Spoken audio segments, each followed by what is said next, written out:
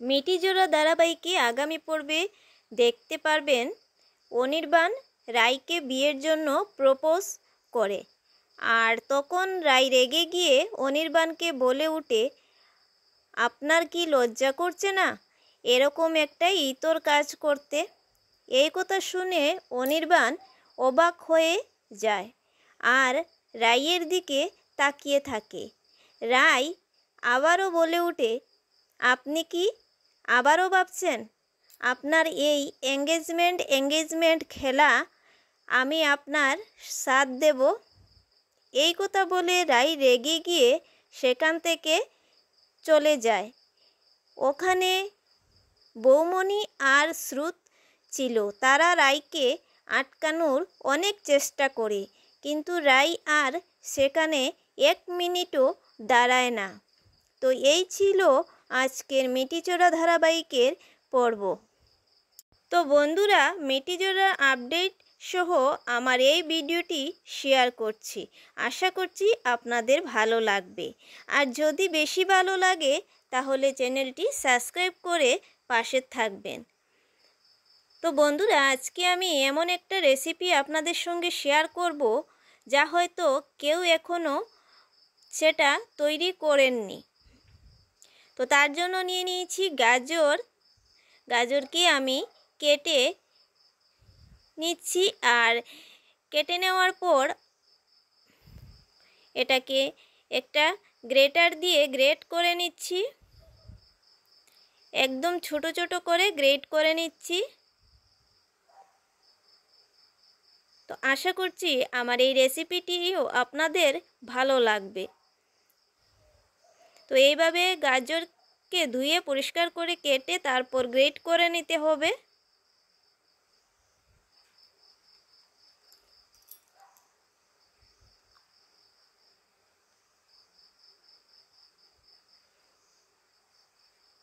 তো গাজর আমার গ্রেট করা হয়ে গেছে।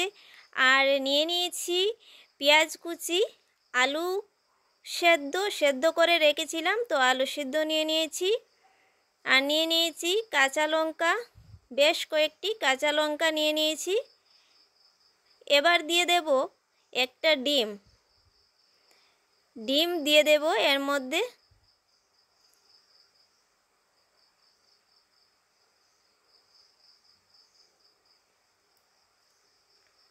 এবার দিয়ে দেব কর্নফ্লাওয়ার,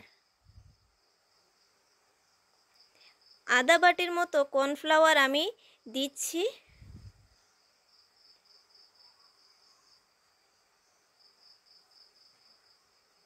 দিয়ে দিলাম কর্নফ্লাওয়ার। এবার দিয়ে দেব হলুদ গুঁড়ো,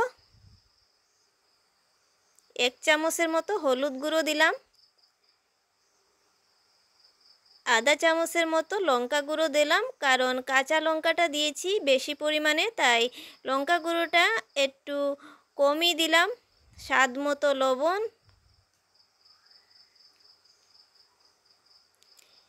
এবার আমি হাত দিয়ে সব মিশিয়ে নেব,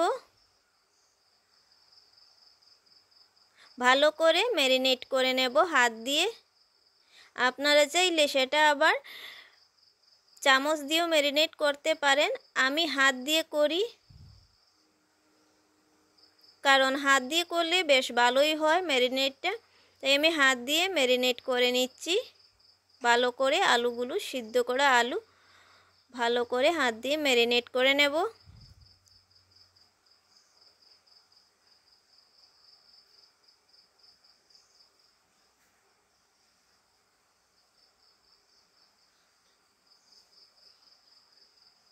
বন্ধুরা, মনে রাখবে গাজরটা কিন্তু এইভাবে গ্রেট করে দিতে হবে।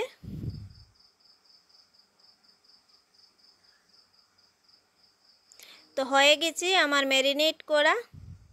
কড়াইটা বসিয়ে দিয়েছি আর কড়াইয়ে তেলও গরম হয়ে গেছে। এবার একটা একটা করে বড়ার আকারে আমি তেলের মধ্যে দিয়ে দিচ্ছি।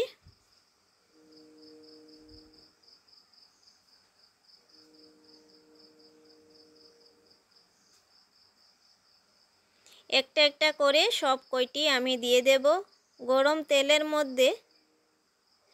বন্ধুরা মনে রাখবেন, যখন বড়াটা তেলের মধ্যে দেবেন তখন গ্যাসের স্টিমটা যেন কম থাকে আর তেলটা যেন গরম থাকে, একটু বেশি গরম থাকে। এভাবে সব কয়টি আমি দিয়ে দিলাম, পাল্টিয়েও দিয়ে দিলাম।